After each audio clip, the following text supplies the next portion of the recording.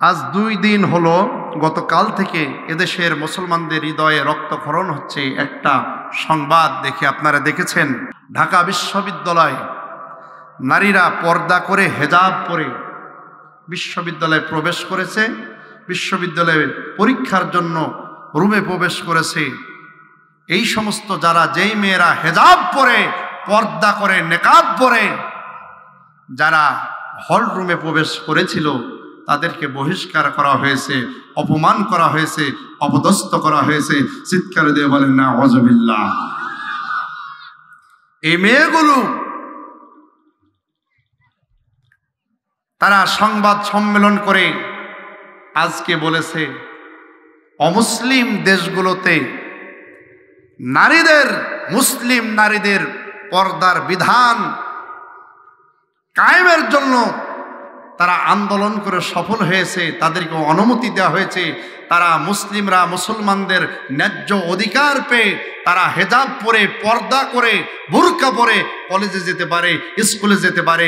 অথচ বাংলাদেশ মুসলিম দেশ হওয়ার পরেও আমাদেরকে আন্দোলনে নামতে হচ্ছে, এবং আন্দোলনে নামার পরেও আমাদের কথাকে কর্ণপাত করা হচ্ছে না। বলেন নাউযুবিল্লাহ।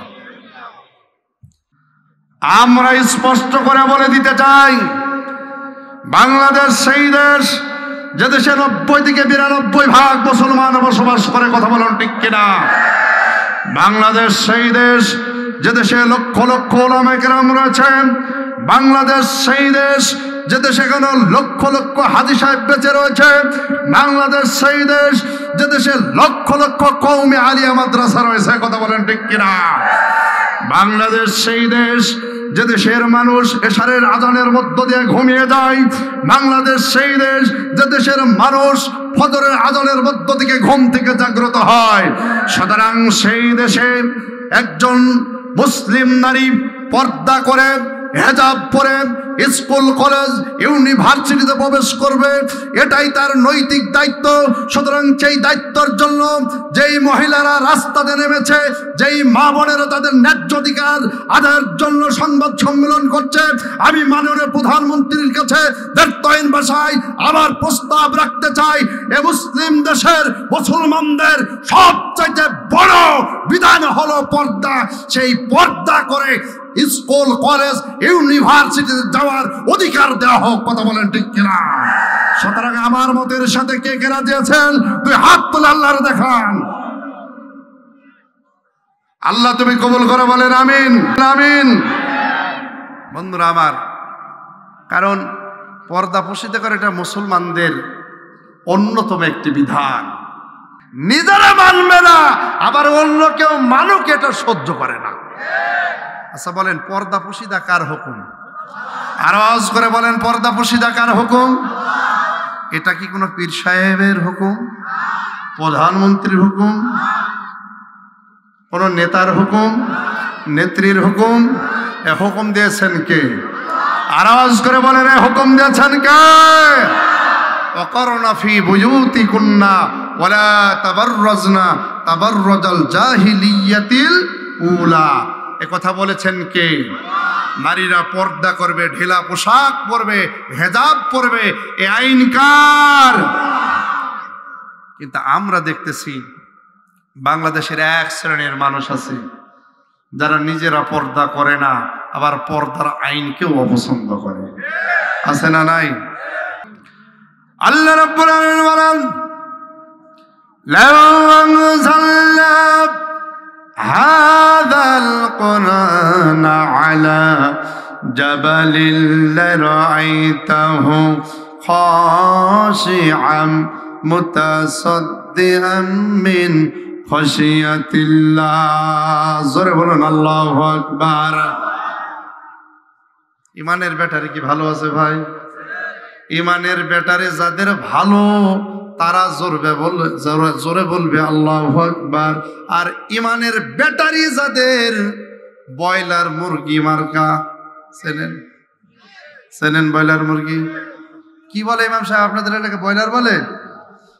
আচ্ছা বলেন, ব্রয়লার মুরগি ধরার আগেই পায়খানা করে ফেলে, ও জবাই করার আগেই পায়খানা করে দেয়। কিন্তু দেশি মুরগি জবাই করবেন, এরপরেও কিন্তু পায়খানা তো দূরের কথা, ও লাফালাফি করে বোঝায় আমাকে জবাই করো, হত্যা করো, আর যাই করো না কেন তোমাদের কাছে মাথা নত করতে রাজি না। আর মনে হলে স্পষ্ট করে বলে দিতে চাই, মুসলমানেরা শুনে রাখো, যাদের মধ্যে ইমানের পার আছে, প্রকৃত ইমানদার যারা হবে, তাদেরকে জেল, জুলুম, অত্যাচার, নির্যাতন, নিপীড়নের মধ্য দিয়ে তাদের ইমানকে দমানো যাবে না, যাবে না, কথা বলো ঠিক কিনা? আর যাদের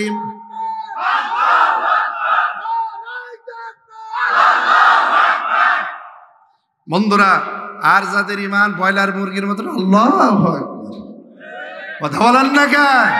তাহলে আল্লাহু আকবার জোরে বলা যাবে তো ভাই? যাবে তো?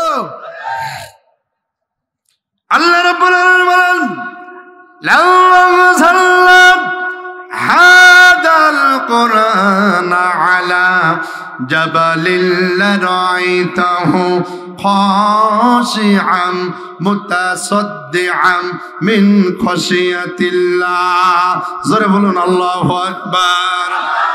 আল্লাহ পাক ডাক দিয়ে বলেন, পৃথিবীর মানুষ শোনো না, আমার কোরআন যদি আমার নবীর উপরে নাজিল না করে, আমার কোরআনটা যদি আমি পাহাড়ের উপরে নাজিল করতাম, তাহলে আমার কোরআনের মান আর মর্যাদা এত বেশি, আমার কোরআনের ভার এত বেশি, পাহাড় সহ্য করতে না পেরে পাহাড় আল্লাহর ভয়ে ভেঙ্গে তছনছ হয়ে যেত। সুতরাং সেই কোরআন মানতে রাজি আছেন তো? রাজি আছেন তো? কে কে রাজি আছেন? তুই হাত তুলে আল্লাহরে দেখা। আল্লাহ তুমি কবুল করো, বলেন আমিন। বন্ধুরা আমার, কিন্তু এই পৃথিবীতে আবু জাহেলের একদল গোষ্ঠী আছে যারা আল্লাহর কোরআন নিজেরে মানে না, অন্য কাউকে মানতে দেয় না। আছে না নাই? আমার ভাইরা বন্ধুরা, আমি বলতেছিলাম এই পৃথিবীতে এমন কিছু মানুষ আছে যারা নিজেরা আল্লাহর আইন মানে না, আবার অন্য কেউ মানতে দেয় না। আল্লাহ পাক ডাক দিয়ে বলেন, নবী গো, আমি কি এমন কিছু মানুষের সংবাদ আপনাকে দেব না, যেই মানুষগুলো তারা নিজেদেরকে বড় বুদ্ধিমান মনে করে, যেই মানুষগুলো নিজেদেরকে মনে করে আমরা খুব ভালো কাজ করতেছি, অথচ কাল কিয়ামতের ময়দানে ওরা শূন্য অবস্থায় উঠবে, ওদের আমলের দাড়ি পাল্লায় কিয়ামতের ময়দানে কোনো ভালো কাজ পরিমাপ করা হবে না। قل هل ننبئكم بالأخسرين أعمالا الذين ضل سعيهم في الحياة الدنيا وهم يحسبون أنهم يحسنون صنعا। জোরে বলুন আল্লাহু আকবার।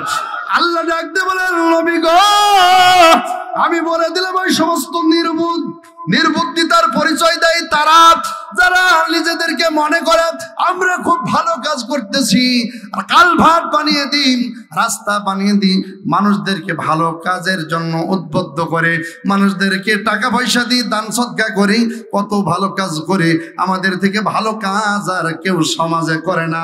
আল্লাহ ডাকতে বললেন, কিয়ামতের ময়দানে তারা শূন্য অবস্থায় উঠবে।